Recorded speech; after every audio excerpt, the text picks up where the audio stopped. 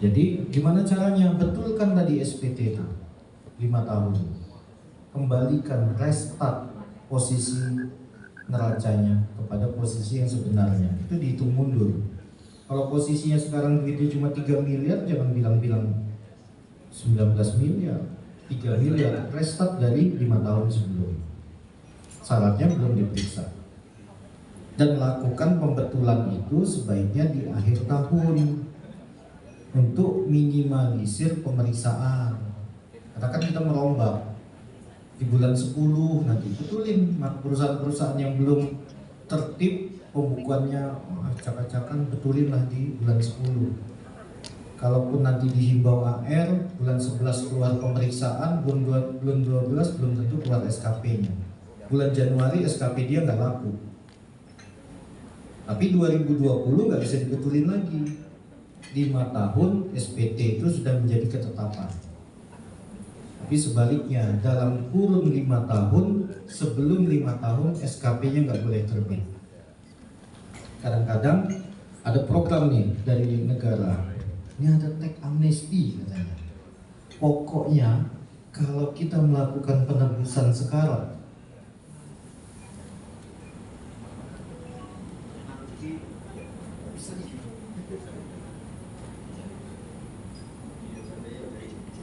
tadi kayaknya ada 5 ya. Jadi kadang-kadang program tax amnesty itu di tahun 2016 itu terjadi waktu itu.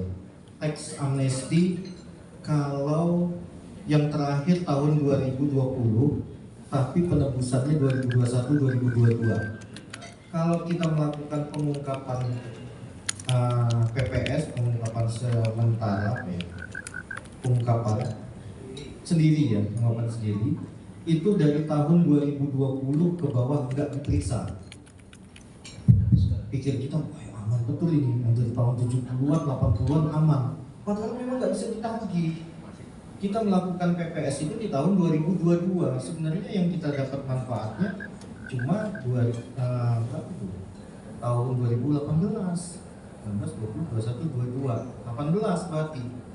Yang 17 mereka memang nggak bisa. Jadi 5 tahun inilah yang kita mau tebus. Caranya selain menebus apa? Jangan nunggu-nunggu tax amnesty. Kalau tax amnesty ini nunggunya nggak ketentuan. Kapan kita mau dapat amnesty? SPT pribadi ternyata kita punya apartemen nggak dimasukin di SPT, terus kembung-kembing setiap tahun terus. Nggak bisa dibetulin, mau dibetulin nanti ketahuan, nggak dibetulin. Saya ini bohong. Saya punya apartemen, saya punya tanah di Bali. Gimana caranya? Betulin SPT-nya 5 tahun. Gak usah nunggu-nunggu tax amnesty. Kenapa? Tax amnesty ini gak ketentuan. Kalau komet ketahuan 400 tahun lagi dia nanti lewat di Kalimantan, komet Halley katanya. 400 tahun lagi ketahuan. Bisa dihitung, bisa dihisap ya Pak ya. Pakai ilmu hisap itu bisa dihitung kapan dia akan lewat. Tapi kalau tax amnesty nggak bisa dihitung. Bisa jadi tahun depan, bisa jadi tahun ini. Jadi sebelum ada masalah betulin. Silakan Pak. Ya, izin kita tanya lagi. Perihal pemerintahan. Saya pernah dapat insight bahwa kalau dividen dibagikan itu digunakan untuk investasi lagi di dalam negeri, maka tidak kena pajak gitu. Itu betul atau enggak atau bagaimana perlakuannya? Betul Pak. Jadi itu undang-undang Omnibus Law dari tahun 2020. Keluar juga peraturan menterinya. Jadi barang siapa menarik dividen, ini pribadi nih, bagi pribadi narik dividen dari perusahaan, diinvestasikan ke dalam perusahaan dalam negeri selama 3 tahun. Jadi dalam waktu 3 tahun ini laporan terus bahwa barang itu masih dalam investasi. Jangan baru diinvestasikan tahun ini, tahun depan ditarik, diberikan kendaraan misalnya. Nah itu langsung hilang. Jadi potensi ditagih dividen lagi 10%. Caranya apa? Cairkan dividen itu secara berkala untuk bukan menghindari, untuk mendapatkan fasilitas dividen nol. Kita mulai misalnya dari tahun 2025. Kita cairkan dividen kita sudah ada 2 miliar, kita cairkan 1 miliar misalnya. Kita investasikan di deposito. Deposito kan kita masukkan ke dalam bank. Bank itu kan perusahaan dalam negeri. Jangan diambil 3 tahun. 3 tahun ambil, catatkan di SPT pribadi sebagai harta yang sudah bisa kita berikan. Tahun ini kita mencatatkannya apa? Kita mencatatkannya dividen itu sebagai penghasilan yang bukan objek pajak. Nanti di harta kita nambah deposito atas dividen. Tahun kedua masih laporin, tahun ketiga lapor, tahun ketiga itu lewat bulannya yang deposito itu bisa kita cairin.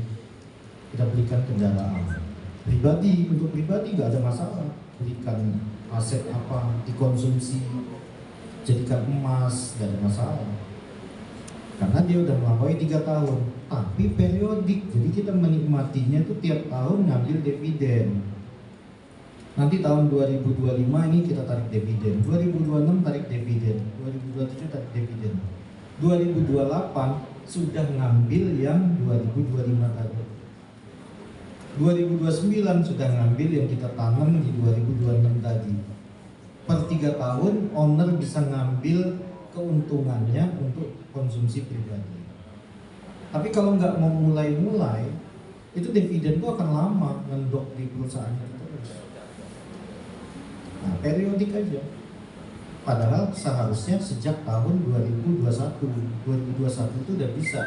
Sekarang harusnya udah menikmati itu dividen di perusahaan udah pada kosong karena diambil ke pribadi tanpa membayar pajak dividen. Jadi investasi itu juga bisa bukan hanya di deposito, investasi ke perusahaan dalam negeri, buat agen baru. Hasil dividen dari PTA tadi yang dividennya kita kelola. Masuk lagi ke perusahaan baru lagi. Investasikan sebagai saham, nanti perusahaan yang baru itu beli truk pakai duit itu. Beres. Kemarin ada yang nanya di Pekalongan, Pak, dividen ini kita depositokan nama perusahaan apa nama pribadi? Nama pribadi. Karena konsepnya dari perusahaan itu diambil dulu oleh pribadi, masuk di SPT pribadi, jadi dividen.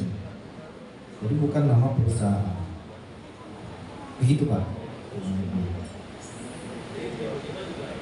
Termasuk investasi asal deposito itu ke dalam perusahaan dalam negeri.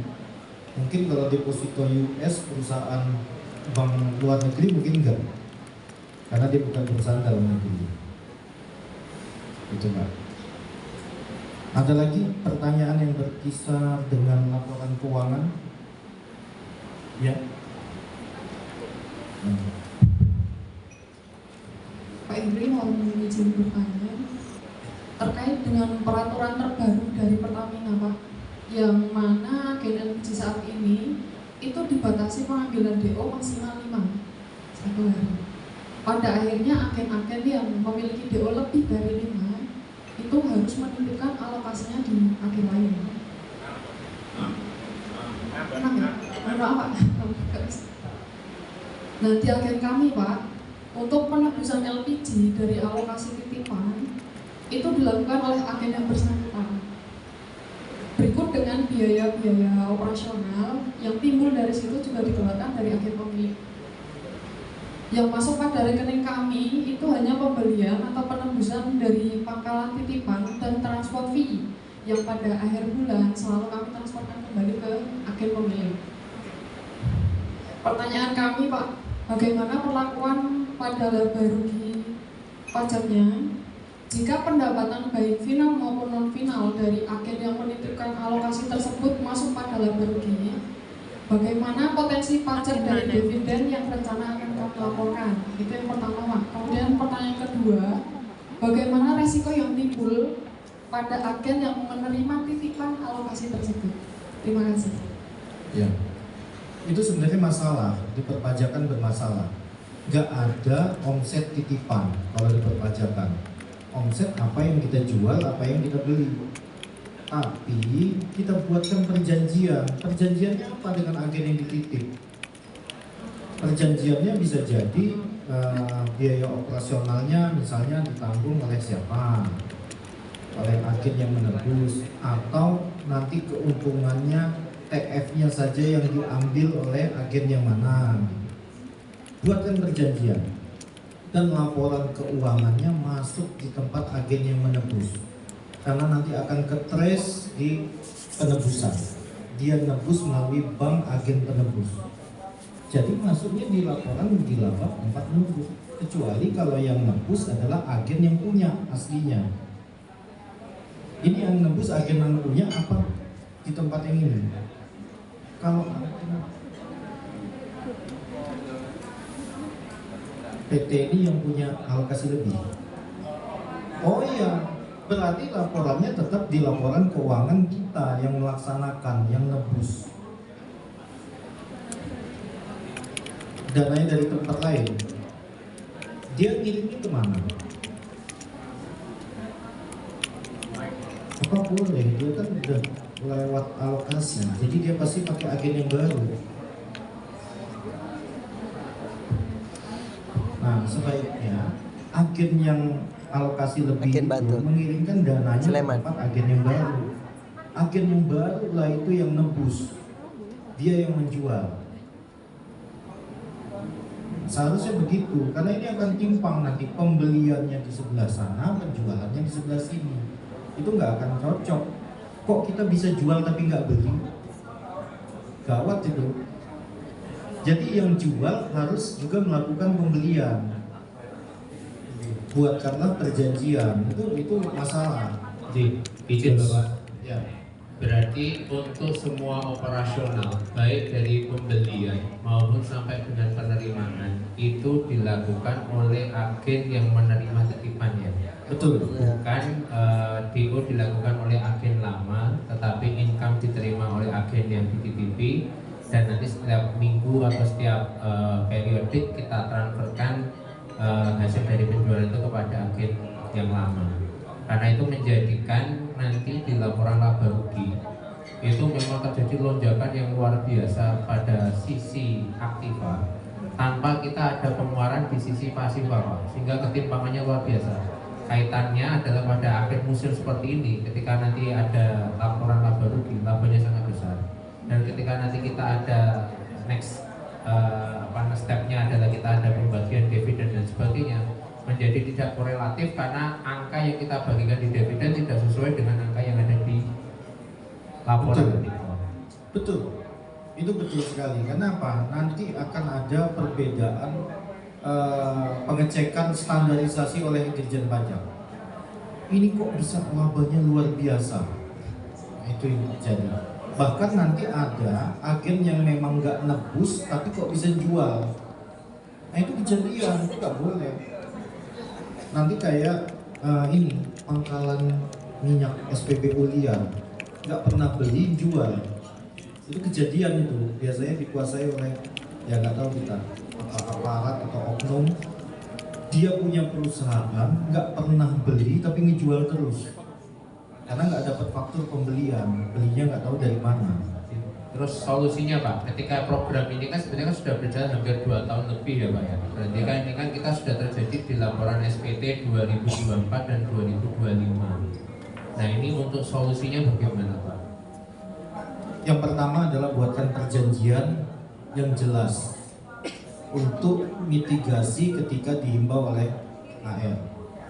Sementara udah kejadian, laporan keuangannya udah, tetapi mitigasi ini menjalankan regulasi yang memang harus demikian, dibatasi LO-nya.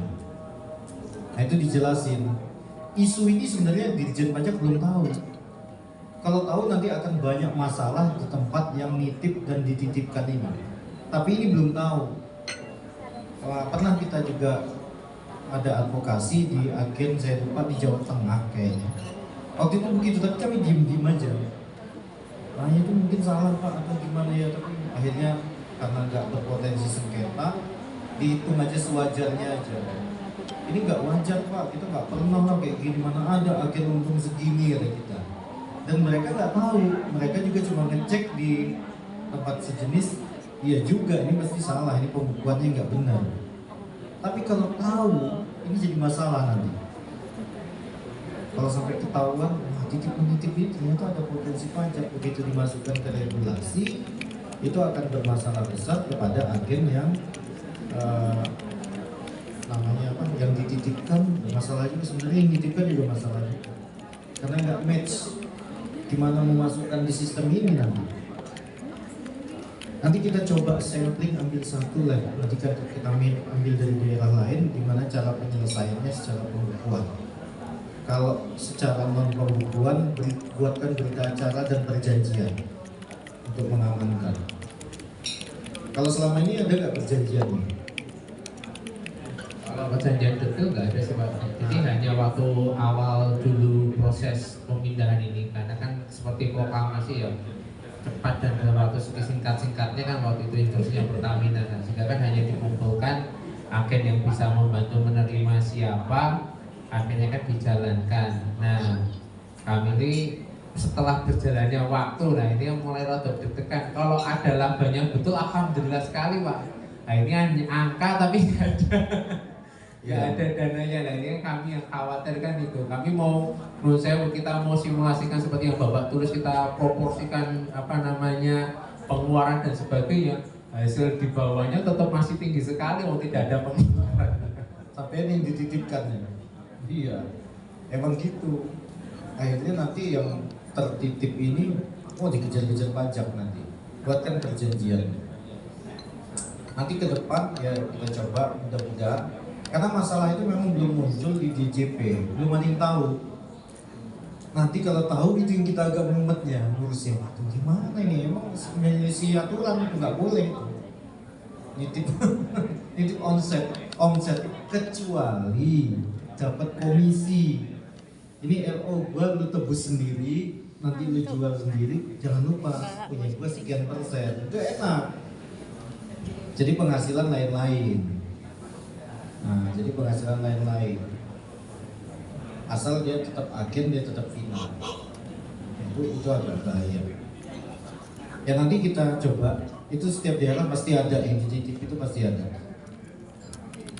Kita upayakan, kita cari simulasi lagi lah kepada yang penjual, yang penitip sama yang dititip. Mesti laporan keuangannya dibedain. Betul. Pengeluaran. Ada juga di beberapa tempat perjanjiannya hanya ngambil TF-nya aja. Waktu itu pernah. Jadi TF-nya nanti diambil oleh si yang agen dititipin, tapi keuntungan agen yang nitipin.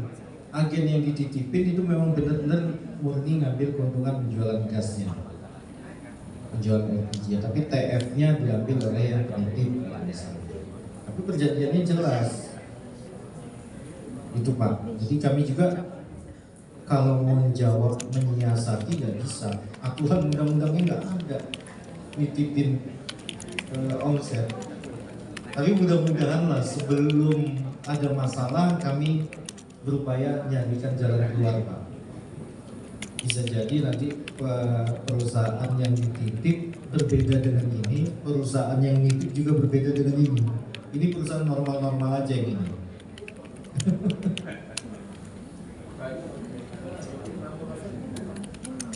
Ya ada kan yang seperti itu.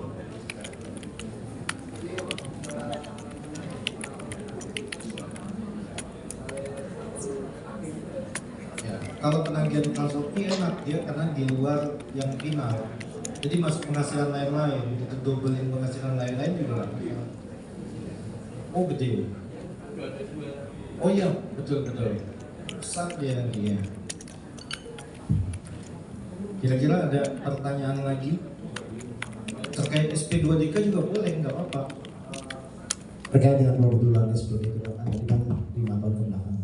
Kalau kita betulkan dalam 1 tahun ini, kita betulkan 2021, 2022, 2023, 2024 berturut-turut, itu apakah boleh? Apakah kita nunggu tahun depan -1, tahun depan -1, tahun depan -1 seperti itu? Timing saya seperti apa? yang memungkinkan ini aman lah buat kita untuk kebetulan. Kalau ngebetulin jangan tanggung-tanggung Pak, sekaligus. Kalau satu diambil random, kita betulin 2024, kita diperiksa yang 2023. Kalau kita betulin yang 2022 dulu atau 2021, diperiksanya 2023 juga yang di tengah.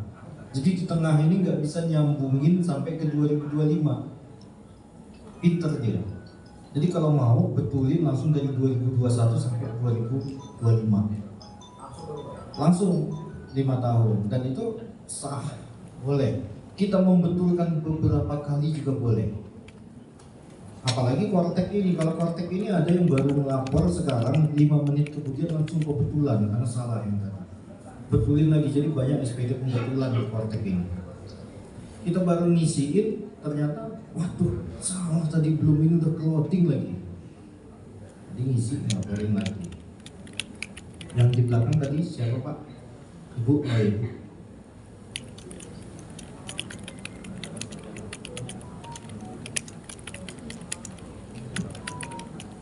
Halo, assalamualaikum warahmatullahi Bersalah.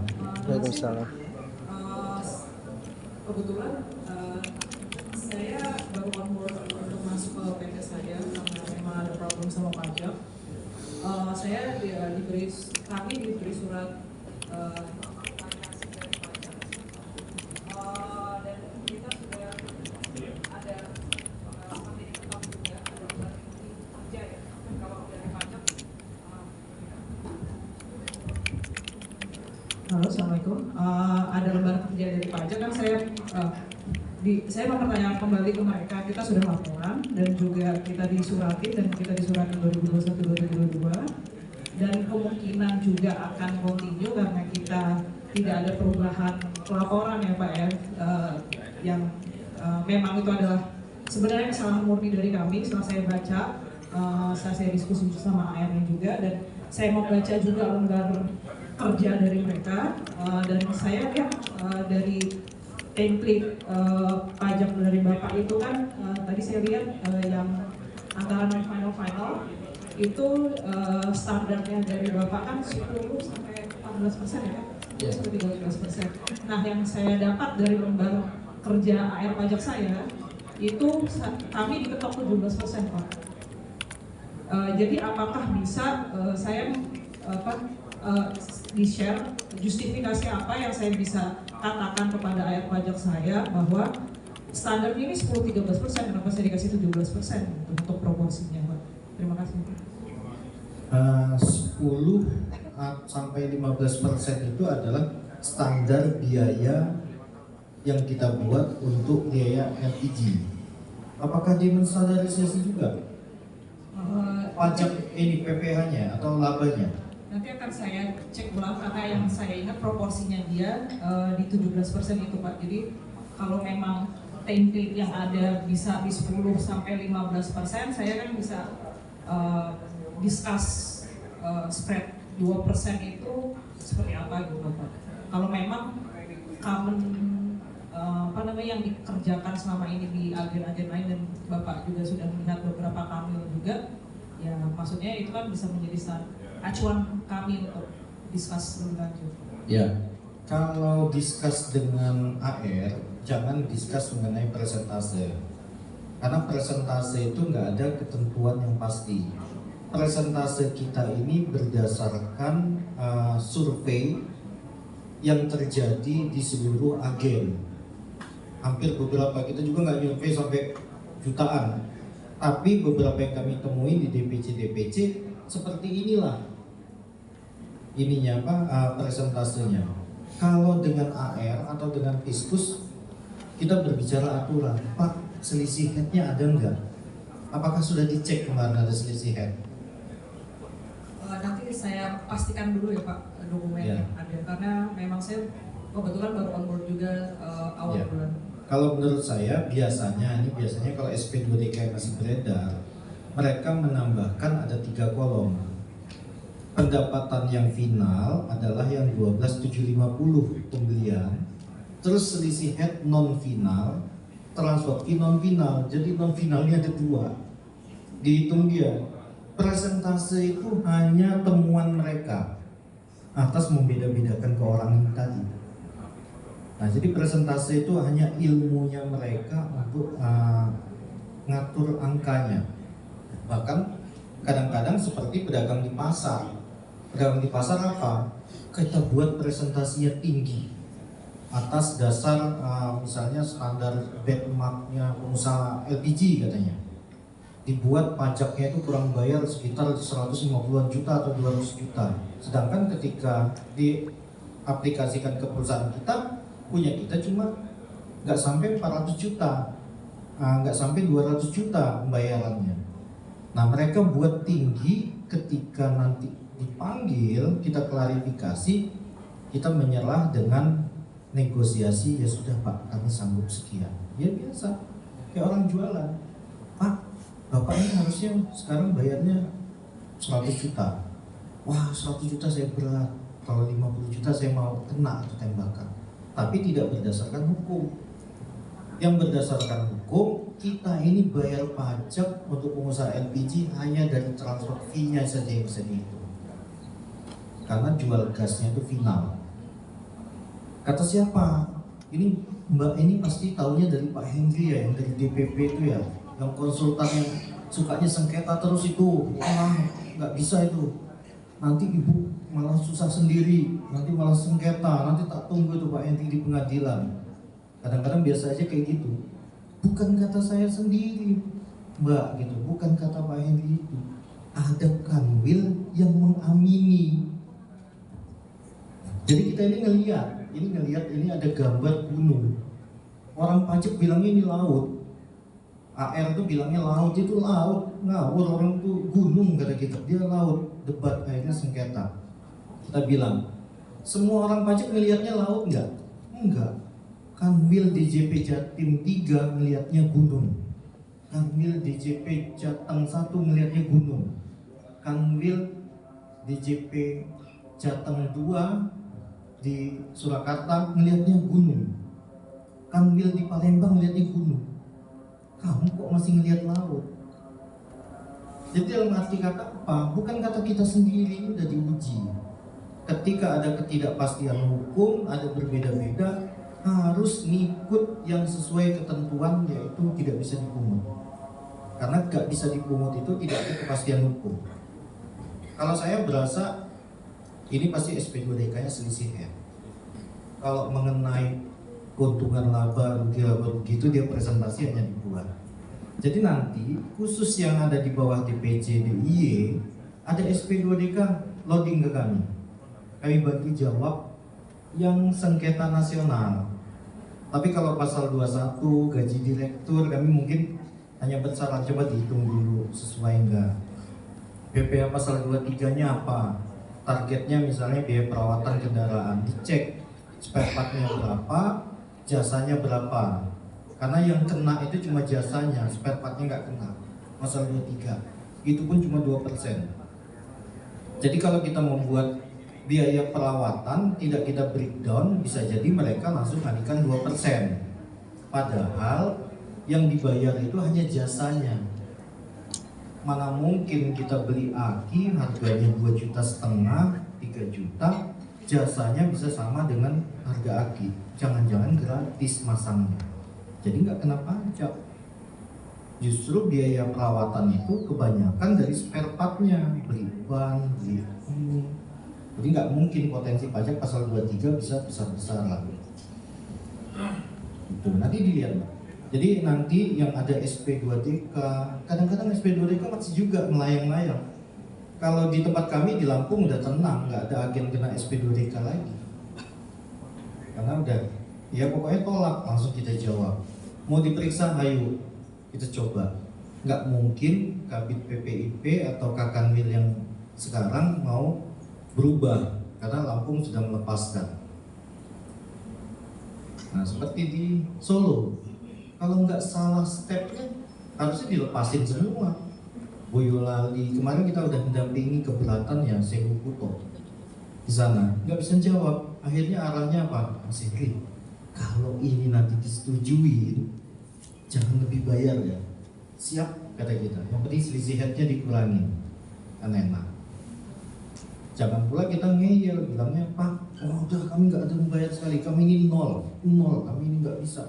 Malah kesel mereka, kok ini orang pengusaha nggak mau bayar sama sekali. Nggak mungkin juga, karena kita ada transfer fee yang memang tidak final, mesti harus bayar. Jadi nggak mungkin nol banget gitu Pak, karena itu non final yang transfer fee. Jadi nanti kalau ada SP2DK kumpulin aja, mudah-mudahan kita cepat tanggap, kita buatin tinggal tanda tangan direktur. Kita jawab direktur. Ketika nggak puas, ternyata ada panggilan dari AR untuk pembahasan akhir atau apa, silakan dihubungi. Kalau bisa malah sekaligus ada 5 agen, Pak sekaligus aja, ini kan 5-nya semua di SP2DK. Nanti ada advokasi dari DPP, karena ini menyangkut mengenai sengketa nasional. Wah, udah males mereka kalau ketemu sama kita diskusi mengenai. Bahkan nanti jika pengurus ada kesempatan bisa audiensi dengan Kanwil, dengan KPP, kami juga bersedia mendampingi. Katanya Kak Kanwilnya baru Pak sekarang. Nah, kalau Kanwil baru, siapa tahu dia nggak dapat informasi dari yang lama. Tahu-tahu menerima kita audiensi, nah, di situ kita minta ketegasan. Siapa tahu. Biasanya kalau kayak di Lampung juga memang udah nggak mau audiensi. Begitu diajak audiensi, dilama-lama-lamain, akhirnya tahu-tahu pindah. 8 bulan dia udah pindah. Ini yang kemarin ini belum sampai 4 bulan udah pindah. Padahal kita minta audiensi. Audiensi kami kalau di Lampung bukan masalah pemeriksaan yang akan dihadapi, itu udah tenang. Ada kawan-kawan agen yang dulu waktu PPN itu udah keluar tagihan sebelum diadvokasi. Jadi satu agen ada yang utang 400 juta, ada yang punya utang 700 juta gara-gara PPN dulu. Nah, hutang itu demi keadilan harusnya dihapusin, karena yang lain nggak bayar kok, di orang ini dikejar-kejar. Kanwilnya kita tanyain mengenai kepastian hukum, ya. Begitu mau audiensi dia pindah terus. Jadi ini dalam kurun waktu hanya nggak sampai 2 tahun, udah 3 kali ganti Kanwil di Lampung. Ini barusan ngirim surat lagi DPC Lampung supaya audiensi untuk menghentikan penagihan. Ini yang sulit, kalau udah keluar SKP sulit Pak untuk ngapusnya. Jadi kita ini pencegahan, ketika diperiksa kita dampingi. Jangan sampai keluar SKP, kalau udah keluar SKP ruwet. Kalau bisa kita dampingin seperti yang di Magelang, seperti yang di Tulungagung. Tulungagung akhirnya sampai masuk rumah sakit, direkturnya, anaknya masuk rumah sakit. Jadi ceritanya dia cuma sendiri yang nggak bayar selisih head, agen-agen lain bayar. Lapor ke DPC, kata DPC, wah itu urusan pribadi. Kalau urusan pajak bukan urusan asosiasi, selesaikan dengan baik. Lapor ke DPD, DPD bilang bayar saja melalui konsultannya, konsultan DPD di Tulungagung.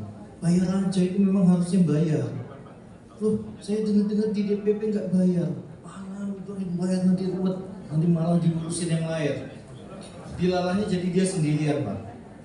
Ketika sendirian, dikasih tahu ini hitung-hitung punya Anda harus bayar 1,3. Nggak sanggup. Pak, kami kalau mau bayar 1,3 gimana? Ini baru 1 tahun pajak. Nanti tahun depan kami diminta lagi, kami nggak ada duitnya lagi. Akhirnya dikasih diskon Pak, jadi 800 juta. Ya wis, 800 juta. Gak sanggup agennya bilang kalau 600 juta tapi udah berikut denda kami bayar. Alhamdulillah si orang KPP ini rakus, gak mau 600, malah marah. Kamu ini sudah dikasih hati mau ngerogoh rempel, dari 1,3 udah diturunin jadi 800, kamu nawar lagi. Tahu nggak katanya? Rekening kalian ini, rekening direktur, rekening kamu semua bisa saya buka. Bisa kita bukber. Udah kalau nolak kayak gini pidana aja lah. Aku kena marah terus, setiap ketemu kena marah. Bapaknya datang, bapaknya udah nggak sanggup nyuruh anaknya. Udah kamu aja lah, aku nggak mau dimarahin terus. Datang anaknya dimarahin, anaknya langsung masuk rumah sakit. Jawab kamu. Kamu bilang bapakmu, ini udah ada persetujuan, tanda tangani aja. Kalau enggak besok kita pidanakan. Mau lapor-lapor Pak Hendri ya, yang di DPP itu konsultan hobi sengketa. Saya tunggu di pengadilan. Ngomong gitu Pak, bawa-bawa. Nggak taunya sampai ke saya datang ke saya closingkan. Jadi inti dari pemeriksaan closingnya. Ada beberapa closing sendiri, fondasinya nggak dibentuk. Begitu ngajukan QA ditolak. Begitu naik pengadilan keberatan ditolak. Karena fondasinya nggak dibentuk. Jadi kita menciptakan masalah itu fondasinya harus kuatin. Jadi kalau di sini nanti ada pemeriksaan, seolah-olah nggak ada yang dampingin. Begitu closing kita dampingin. Langsung keluar ke fondasinya, nggak bisa ngelak lagi ketika kita bawa ke kanwil. Kaget dia, begitu closing, loh, begitu respon itu kita tanggapi, SPHP kita tanggapi, dia kaget, kok jawabannya bisa kayak gini. Aturan-aturan dia undang, kita datang, ketika diundang dia nggak mau win-win solusi, kita QA. Sampai QA kita permalukan. Mempermalukannya bukan karena aturan, QA, quality assurance. Quality assurance ini khusus membahas di kanwil mengenai aturannya, nggak hitung-hitungan kayak gini. Ketika aturannya salah, semua jadi nol.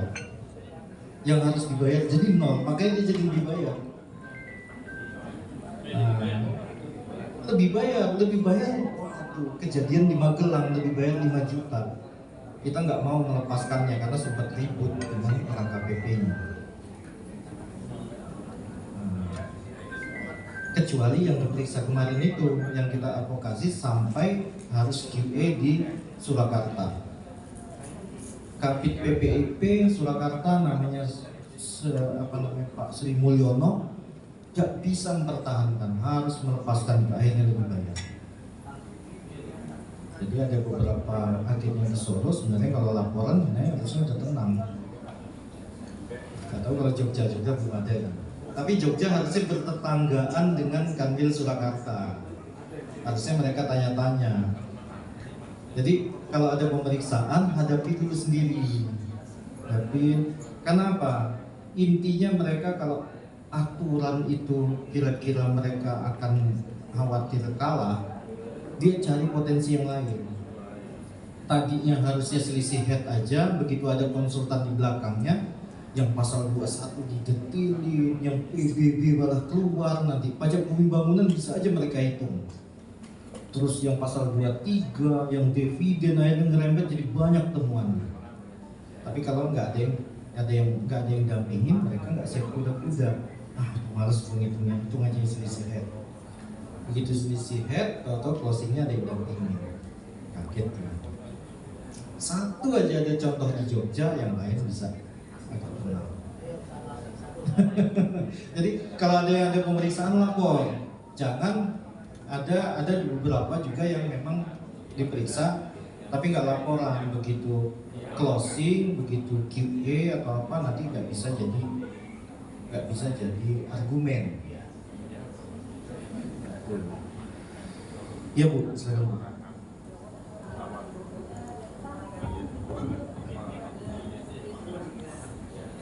Itu yang tahun 2024 ya Pak, itu waktu itu kan terus kita ini apa selisih harga itu kita nggak mau terima. Terus akhirnya tahun 2025 itu kemarin kita kan 2026 ini kita dapat SP23. Kalau dulu kan cuma himbauan itu kita nggak mau bayar. Terus sekarang itu kalau himbauan dulu itu suruh bayar tahun 2021, 22, 23, 24. Kita nggak mau bayar, kita nanti ya bayar. Nah akhirnya tahun 2026 itu mungkin Februari itu kita dapat SP23. Yang masalahnya tahun 2021 kita suruh bayar seluruh itu sendiri. Terus saya hitung dari itu jam 2021 itu saya hitungkan. Terus saya buat, saya itu suruh tambah kayak kalau dulu kita ditetapkan suruh bayar 139. Setelah saya hitung lagi, artinya saya cuma fokus bahwa yang dikenakan pajak itu cuma yang transporting. Nah dari situ saya ketemu angka 17 juta. saya serahkan, Pak ini hitungan saya ya Pak ini. Terus oh ya Bu, saya pelajari, terus saya undang lagi di sana. Bu, kalau jam segini Bu kan harusnya 139, besok bayar 17. Tolong diperbaiki kan gitu. Terus saya hitung lagi itu setelah 1 bulan. Lalu saya sampaikan lagi bahwa hitungan saya itu saya perbaiki jadi 3 bulan. Itu selang 2 minggu itu saya serahkan, Pak hitungannya seperti ini. Mohon diterima atau itu nggak ada jawaban. Setelah kemarin dari apa ya, dari Senin kemarin tuh dapat jawaban tuh, kalau ibu mau bayar itu tanggal berapa ya? Nah itu saya jadi bingung. Ini harus dibayar nggak Pak? Kalau dengan adanya yang seperti kemarin temuan yang dari Tulungagung sama yang dari Solo Tiba seperti itu, kita harus bayar nggak ini? Hitungan kita yang baru jadi bayar. Kalau hitungan ibu nggak ada selisih head, ikutin. Nggak ada sih. Aman Bu. Ibu ke depan itu kan 2021. Iya. 2022, 2023, 2024 dia nggak akan berani ngambilnya. Iya. Jadi ini istilahnya mengalah untuk menang. Ibu mengalah 30-an juta, tapi ibu tenang di 2022, 2023, 2024 dan jadi contoh bagi yang lain. Nah, nanti kalau misalnya yang lain ada SP2DK, ngitung-ngitung selisih head yang sampai ratusan juta, wah ibu ini aja nggak bayar loh Pak. Dia udah closing. Nah itu jadi senjata. Itu yang kami lakukan di Lampung waktu awal-awal. Awalnya kami nggak mau langsung ngomong 0, pasti berantem semua Pak. Jadi kami komunikasinya Pak, kita ini buat win-win solusi Pak. Kalau selisih head kami memble suruh bayar. Jangan dikira agen ini berduit. Agen ini namanya aja, agen IPG, padahal kami ini buntu. Gak ada duit Pak kami ini. Oh kok bisa kayak gitu? Iya Pak, orang jualan untung cuma sedikit, bilang tabung. Jadi gimana? Akhirnya diskusi, ya udahlah tambah. Masa bayarnya cuma belas-belasan juta? Iya Pak, tapi jangan ada selisih head. Ada yang ngikut. Begitu dia ngikut, kalau kita main game, dia itu jadi senjata kita di belakang. Kita bilang, Pak kemarin kami closing ada KPP lain yang ikut, ada yang nolak, akhirnya sampai pemeriksaan. Tapi yang ikut banyak. Oh gitu ya Mas ya? Gimana coba lihat hitungannya? Nah itu jadi senjata. Apalagi kalau hasil pemeriksaan. Kalau hasil pemeriksaan kayak yang Tulungagung itu, sekarang di Jatim malah mulai nelpon, Pak itu kok bisa menang, kok bisa? Kami yang udah bayar gimana? Yang sudah mencicil gimana? Hentikan dia bilang. Nah, jadi senjata kita. Kalau dia tanpa selisih head, ibu hitung, ya aman sih Bu. Udah jelas, ibu mirror nanti 2022, Pak kami sudah di SP2DK. Tapi hasilnya segitu. Nah 2022 ibu sudah bisa memberikan penekanan. Nggak bisa 36 lagi Pak. Kami ini kalau simulasi bayar pajak kami ini kurang bayar cuma belas-belasan juta. Ibu kan kemarin bayar 36, iya kemarin saya belum ngerti. Tapi dia mengenain selisih headnya nggak bisa lagi. Jadi mengalah untuk menang. Begitu juga menghadapi pemeriksaan. Pemeriksaan kalau bisa dikomunikasikan win-win solusi, ketika closing itu Pak kami tawarkan. Kalau sekitar 30-an kami mau bayar. Tapi kalau suruh bayar 280, ini sengketa nasional Pak. Kami ada pendampingan dari DPP. Coba aja Pak kalau nggak percaya. Nah mulai dia. Bapak tanya-tanya deh Pak di Solo. Tanya-tanya Pak di Semarang. Tanya di Lampung. Itu nggak ada Pak bayar lagi. Kalau nggak percaya Bapak tanyalah. Jadi daripada sengketa nasional, gimana kalau kita sepakat koreksi biaya ini adalah yang nggak Bapak akuin. Misalnya biaya itu Bapak koreksi, kami bayar sekian juta. Itulah Bu. Itu bagus sebenarnya. Cuma kemampuan dari pimpinan aja. Kalau 30 itu masih berat, ya tawar. Itu orang itu udah mau cari target tuh kalau ya. kemarin seperti ini, itu mau bayar kapan ya? Saya bilang gini, maaf Bu, ini kita kan baru fokus untuk laporan SPT tahunannya saya itu. Mungkin bisa kita pikirkan lagi setelah Mei saya belum. Ya. Jadi saya belum bayar juga. Ya, tapi minta BA-nya. Pak, BA-nya ya Pak ya, tanpa selisih head gitu. Nah, tanpa selisih head sesuai hitungan kita. Jangan bayar tanpa ada hitungan. Nanti dia menyisipkan di laporan dia ada selisih head. Kita nggak tahu.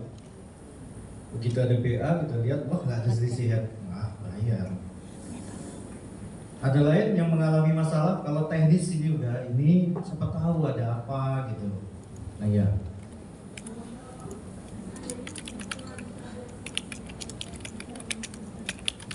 Ya, udah diperiksa atau baru SPDK?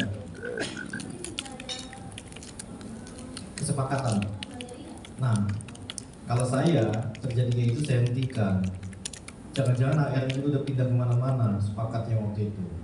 Hentikan, nanti AR yang nanya yang baru. Kita bilang kenapa? Iya dulu kan saya terbujuk rayu Pak, ternyata ini nggak bayar. Jawabannya gitu, baru dia ini. Kalau ini sampai diusulkan pemeriksaan malah duit itu balik loh mas gitu. Yang udah kami bayar, tapi kami ini bingung mau ngambil duit yang udah terbujuk rayu tadi.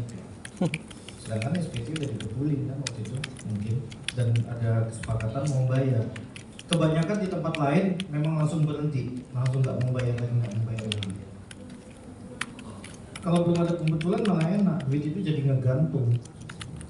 Cuma kita sekarang nggak bisa pindah buku lagi, di Vortex itu udah pakai sistem saldo itu, nggak bisa pindah buku semudah kayak dulu.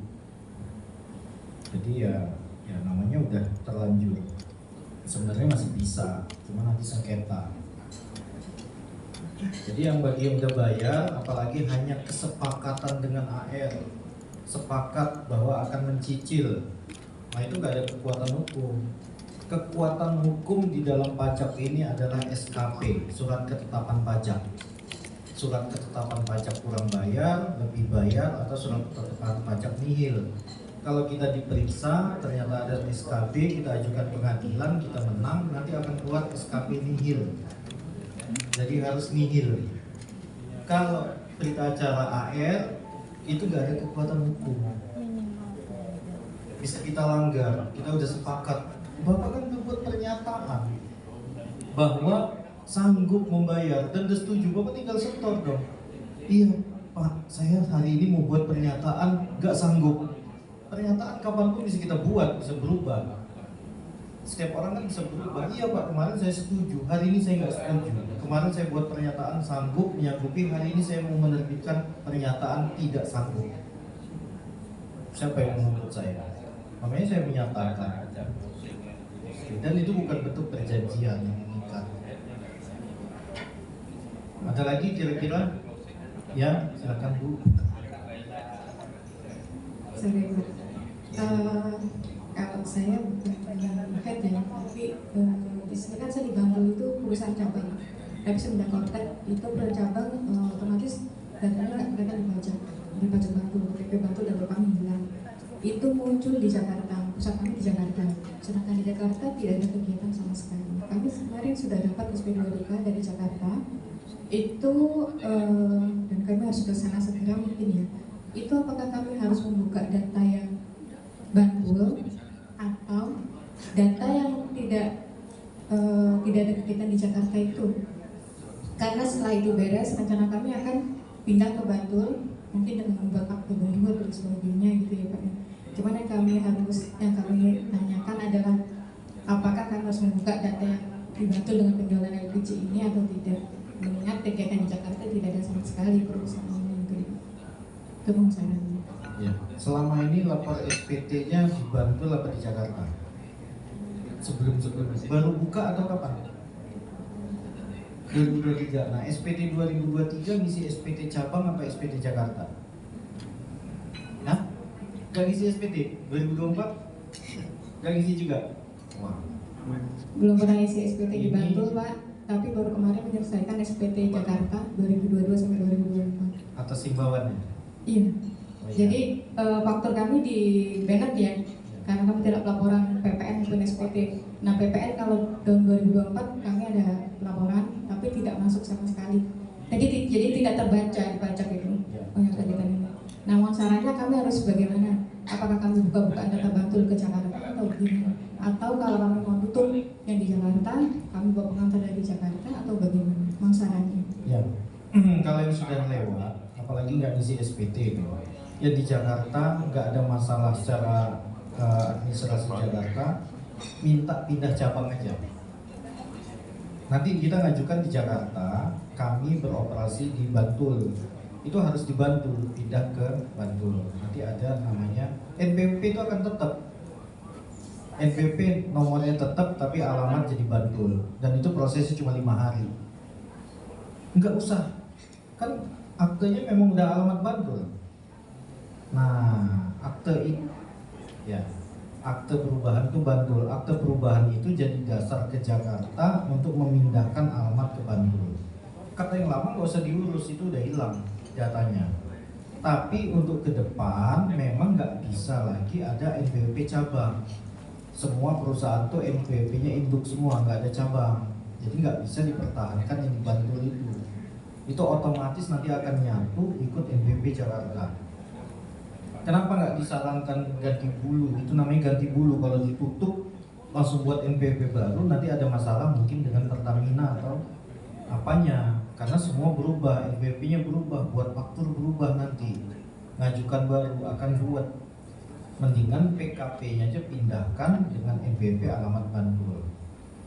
Dan itu akan bermasalah ketika memanfaatkan pembayaran pajak kendaraan bermotornya untuk plat kuning. Itu biasanya connect ke OSS. Kalau perusahaan yang cabangnya kayak gini, nanti OSS ini nggak bisa loading untuk sebagai dasar bukti pembayaran pajak kendaraan bermotor lebih murah. Coba aja. Dan ada kendaraan berpajak bermotor yang plat kuning, itu pajaknya akan jauh lebih murah. Tapi harus update di OSS-nya. OSS-nya nggak akan bisa ngupdate kalau NPWP-nya double alamat. Dia akan pindahnya ke Bantul. Tapi gak usah ngurus-ngurus yang udah lama itu, biarin aja. Yang 2025 ini datanya yang nanti udah akan pindah. KPP Jakarta pengajuan pindah. Sementara di Jakarta kan nggak ada data yang signifikan. Ya, selesai yang Jakarta. Ya, itu mesti keluar itu di Jakarta. Udah ya. Jadi itu kalau nanti ada agen yang sama seperti ini, NPWP-nya ada cabang, ada pusat, itu nggak bisa. Itu mesti NPWP jadi satu dan munculnya di kortek, langsung connect kepada direkturnya perusahaannya. Jadi nggak mungkin ada cabang dan itu nanti menyulitkannya apa? Fasilitas membayar pajak truknya yang plat kuning tadi akan kena tarif yang besar karena nggak bisa memanfaatkan fasilitas tarif lebih murah karena plat kuning, karena dia butuh OSS. Update di OSS-nya itu kalau NPWP-nya 2 nggak bisa nyatu. Masalahnya. Ada lagi kira-kira Bapak Ibu masalah lain nyangkut pajak lah nggak apa-apa. Manfaatan lain nih Bapak, ini mungkin ada masalah banyak mungkin. Soalnya ngangkatnya semangat Pak, maksud. Ya.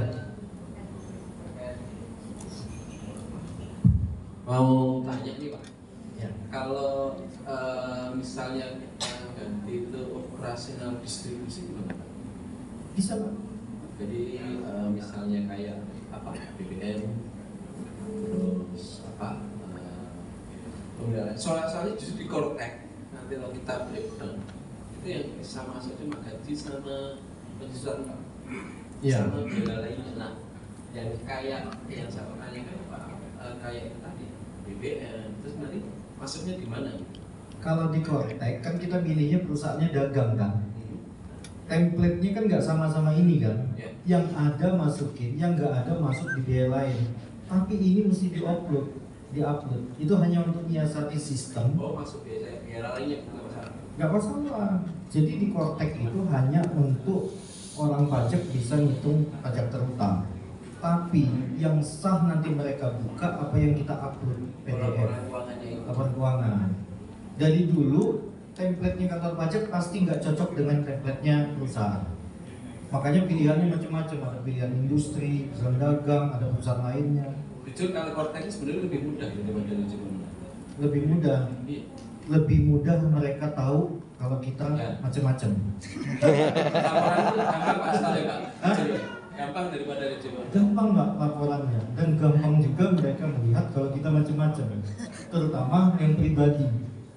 Istri aja kerja langsung dipotongnya keluar. Soalnya kata apa kayak itu tadi kan pembelian dulu kan kita ngitung dulu apa PPR 22 berapa kenanya banyak banget lah itu. Ya. Ada kan nggak muncul.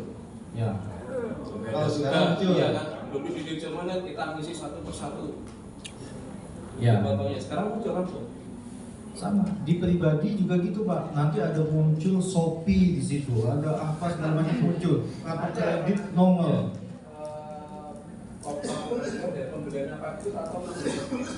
Ya, sebenarnya saya setuju sebagai praktisi, kortek ini bagus digunakan asal tidak tebang pilih.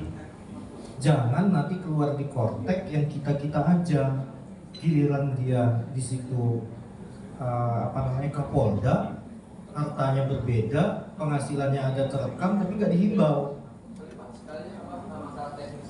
Ya. Berarti nanti yang di komisi fiskal positifnya Nggak ada Pak. kan di BNI nih. Kan di kortek ada nanti di fiskalnya. Nanti kita yang misalnya ada BNI misalnya kayak apa Ustaz lah. Nanti kan proporsional. Itu kita masukkannya gimana? Apa yang kita apa semuanya atau gimana? Satu Kan itu sudah pisahkan di atas, biaya yang untuk LPG di atas.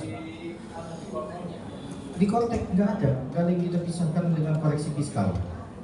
Kita masukkan aja di lampiran L1C, kita isi aja. Koreksi fiskal nggak ada. Karena koreksi fiskal itu untuk biaya-biaya, misalnya kalau kita masukin PPH di sini, PPH nggak boleh dibiayakan, atau biaya ganti ban mobil direktur nggak boleh, pasti koreksi. Tapi kalau kita nggak mencantumkan biaya-biaya terkoreksi, nggak ada koreksi fiskal. Kopi sak botol kok. Ya di L1 kita tuliskan aja biayanya sesuai dengan yang ini.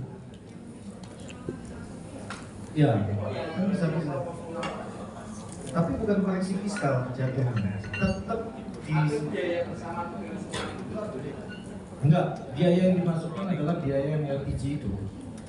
Nanti ketika ada penghasilan dan biaya pendapatan lain-lain itu udah otomatis ngulangin.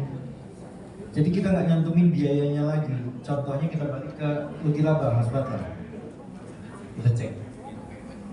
Jadi nanti masuknya nggak ada tulisan proporsional ini ke atas Mas. Kita cuma masukin 287 penghasilan lain-lain. Kita masukin angkanya 287 bawah. Oh Mas. Tuh. 287 ini dari mana? Bentuk pertanggungjawaban kita mempromosikan biaya. Nah, jadi nggak ada koreksi fiskal. Yang final masukin biaya gaji, biaya apa itu nanti ada biaya lainnya. Kita buat coba SPT aja sebagai kertas kerja, sebagai gambaran kalau di korteknya. SPT Mas di lampiran 2 1 lampiran 21. Nah ini contoh SPT tahunan. Nah itu di lampiran ya itu yang satu. Nah di atas. Jadi ini nggak ada koreksi fiskal. Jadi omset masuk semua itu yang 77 miliar tuh seolah-olah 10 miliar yang tadi. Terus harga pokok penjualan tuh pembelian. Terus di bawah biaya usaha lainnya, inilah biaya-biaya yang semua tadi biaya LPG. Akhirnya kita dapat penghasilan neto dari usaha, ini penghasilan neto dari LPG. Terus di bawah penghasilan dari luar usaha. Ini kita masukin sudah beres, sudah nggak ada biaya lagi. Jadi dari 700 juta dikurangin dengan sekian, angkanya jadi 200 juta. Terus penghasilan neto dari uang usaha tuh, itu tuh biayanya tuh 384, jadi tinggal 199. Sehingga jumlahnya jadi 789, ini untung bersama. Kalau tadi kita buat di simulasi 1,3 M. Dari 1,3 M ini yang sudah final adalah yang berapa? Kalau ini yang sudah final 559. Otomatis ke bawah terus sampai paling bawah juga. Ini nggak ada koreksi fiskal. 199 saja yang dikenakan pajak, yaitu yang selisih TFK di laba TF. Paham nggak? Jadi nggak ada koreksi fiskal.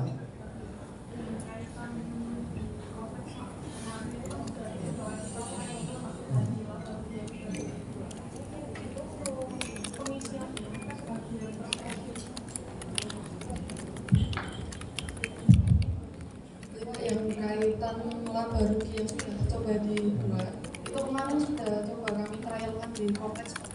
Itu untuk pendapatan dari penjualannya itu apakah harus tetap dimasukkan dengan proporsi biaya, atau kita hanya cukup menampilkan dari penghasilan lainnya dari transportasi tadi loh, Pak? Penghasilan lainnya Iya, dari transportasi. dari transportasi. Iya, kemudian untuk biaya-biayanya juga dari proporsional transportasi. Ya. Hanya itu saja. Hanya ya? itu saja. Jadi yang final sudah tidak masuk ya, Pak? Tidak masuk. Oh. Nah, jadi ngitungnya dari transportasi. Nanti kalau kesulitan buka, ini sebenarnya ada panduan cara ngisi Cortex-nya dalam bentuk Excel. Coba Mas Batra buka. Ini kita kasihkan juga ini nanti sambil lihat-lihat, sambil dibaca. Nah, ini kan ada 2 halaman nih. Ada 2 halaman. Halaman pertama cara input SPT. Kita lihat dari atas. Diajarin sampai dari pertama login. Masuk ke bawah, terus pilihnya pembukuan, cash-nya pilih yang cash basis misalnya, atau yang aktual. Kalau aktual itu ada jumlah balik, kalau cash basis apa yang kita bayar hari ini itu yang kita catat. Selanjutnya udah cara input semua beres, kita masuk ke informasi laporan keuangan. Nah, informasi laporan keuangan ini kita pilih dagang itu yang jelas. Nah, terus ke bawah kita ini non UMKM, kita nggak masukin